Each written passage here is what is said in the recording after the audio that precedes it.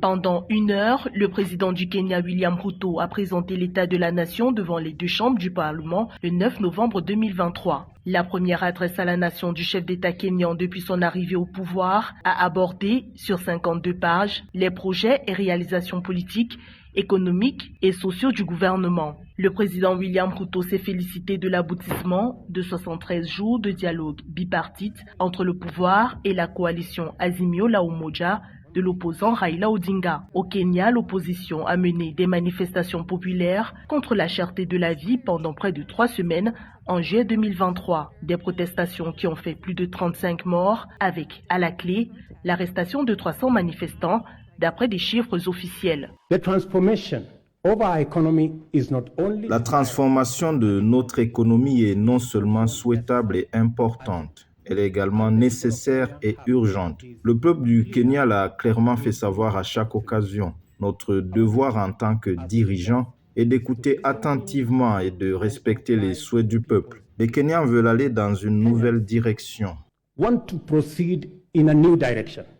Au Kenya, l'état des finances publiques inquiète. Face au stress économique marqué par une baisse de 24% de la valeur de la monnaie locale, le shilling kenyan, le président William Ruto a requis une réduction de 10% du budget des ministères pendant l'exercice 2023-2024. Les tensions économiques au Kenya sont par ailleurs ravivées par le service de la dette qui absorbe 50% des revenus de l'État chaque année.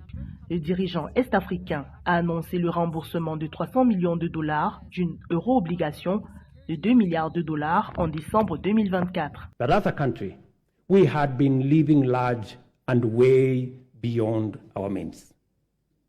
The time has come.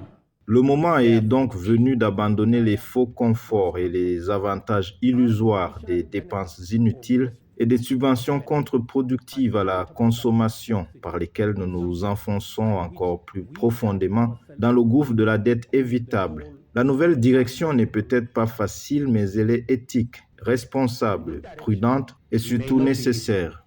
But it is ethical, responsible, prudent and most importantly, necessary.